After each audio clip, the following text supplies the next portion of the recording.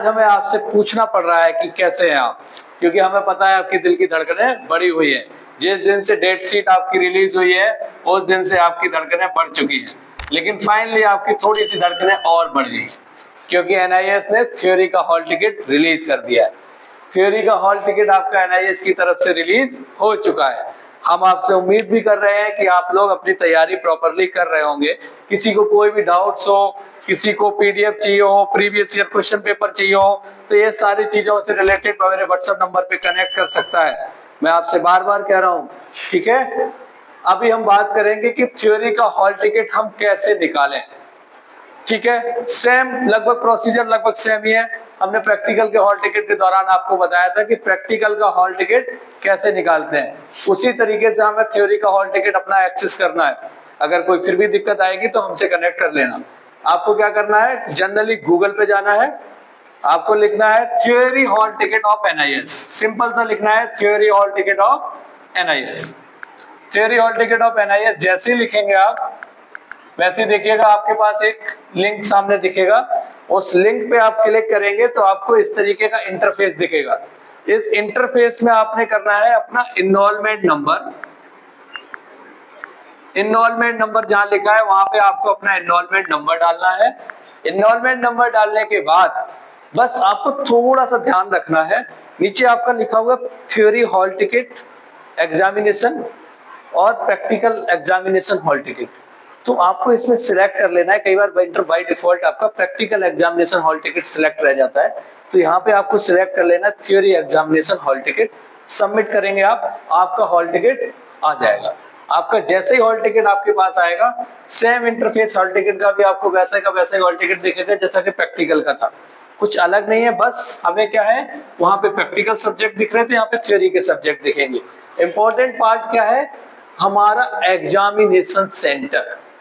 हमें यहाँ पे क्या देखना है कि हमारा एग्जामिनेशन सेंटर कहाँ पे है। एग्जामिनेशन सेंटर, क्योंकि मैं पहले भी बताया हूँ, फिर से बता रहा हूँ, एग्जामिनेशन सेंटर स्पेशल नीड बच्चों के लिए ही स्टडी सेंटर एग्जामिनेशन सेंटर रहता है। वो स्पेशल नीड के सेंटर्स भी अलग होते हैं। बाकी अगर किसी सेंटर को आपने चूज किया है तो उस स्टडी सेंटर पे आपका एग्जामिनेशन सेंटर नहीं होगा। एग्जामिनेशन सेंटर आपका अलग होगा as compare to study centre. तो आप एग्जामिनेशन सेंटर को चेक करिएगा कि आपका किस लोकेशन में एग्जामिनेशन सेंटर पड़ा है। उसके बाद आप देखेंगे आपकी डेट शीट लिखी हुई है जिस सब्जेक्ट को आप अपीयर किए हैं इस बार, ठीक है ना। जिन जिन सब्जेक्ट की आपने पब्लिक एग्जाम की फीस भरी थी वही सब्जेक्ट आपके शो होंगे। उसके अतिरिक्त आपके सब्जेक्ट कोई भी एग्जामिनेशन सेंटर जो है वो स्टडी सेंटर से डिफरेंट होगा, ये आप हमेशा ध्यान रखिए। एग्जामिनेशन सेंटर हमें ये देखना है कि हमारे घर से, हमारी लोकेशन से कितनी दूर है। हम बस बच्चों आपसे एक रिक्वेस्ट करेंगे कि आप एटलीस्ट एक दिन पहले अपने एग्जाम सेंटर को जरूर चेक करें, क्योंकि एग्जाम सेंटर पे आप जाएंगे तो आपको ये पता चल जाएगा कि हमारा एग्जामिनेशन सेंटर हमारे डिस्टेंस से कितनी दूर है, हमारे लिए उसका कन्वेंस क्या अवेलेबल है, हम किस वे से जा सकते, कितना टाइम हमारा एक्सपेंड होगा। क्योंकि लास्ट ईयर हमारे पास कई ऐसे बच्चे आए थे जो सेंटर टाइम पे नहीं पहुंचे, जिसके चलते उनका एग्जाम छूट गया। तो ऐसा आपने नहीं करना है, ठीक है। आपके हॉल टिकट में वही सब्जेक्ट मेंशन होंगे जिन सब्जेक्ट की आपने पब्लिक एग्जाम की फीस भरी होगी। बहुत सारे बच्चे ऐसे भी हैं जिनकी पब्लिक एग्जाम की फीस उन्होंने 5 सब्जेक्ट की भर दी, लेकिन हॉल टिकट में सब्जेक्ट दिख रहे हैं 4 और उसमें ऑप्शन लिख रहा होगा रिस्ट्रिक्शन। आप देखेंगे हॉल टिकट में लिखा होगा रिस्ट्रिक्शंस। तो आपके कई रीजंस हो सकते हैं रिस्ट्रिक्शंस के, जिसमें सबसे बड़ा एक मेन रीजन है कि आपको 5 सब्जेक्ट अलाउ नहीं किए हैं। दैट मीन्स आपके 10th और 12th के बीच का जो गैप है वो 2 साल का पूरा नहीं हुआ होगा, उस वजह से आपको अलाउ नहीं करेगा। दूसरी चीज ये है, अदर कोई भी ऐसा रीजन जिसकी वजह से आपको ना अलाउ कर रहा हो, वो सारे आपके रिस्ट्रिक्शंस के पॉइंट नीचे उसमें हॉल टिकट में गिवन है कि किस रीजन की वजह से आपको इस सब्जेक्ट में रिस्ट्रिक्टेड किया गया है, ठीक है। अदरवाइज अगर आपका 10th और 12th के बीच का गैप पूरा है तो आपके कंप्लीट जो आपने जितने सब्जेक्ट की फीस भरी होगी वो फीस आपके कंप्लीट सब्जेक्ट यहाँ पे शो होंगे, जिन जिन सब्जेक्ट के एग्जाम देने हैं। दूसरा पॉइंट, यदि आपने ऐसे किन्हीं 2 सब्जेक्ट की फीस भर दी है जिनका एग्जाम सेम डे है, वो आपको रिस्ट्रिक्ट किया जाएगा एक एग्जाम। अगर आपने ऐसा कोई एग्जाम चूज कर लिया है अपने एडिशनल सब्जेक्ट में जाके कि जिस सब्जेक्ट का एग्जाम दोनों का सेम डे होता है, तो उसमें से एक सब्जेक्ट आपको रिस्ट्रिक्ट कर दिया जाएगा।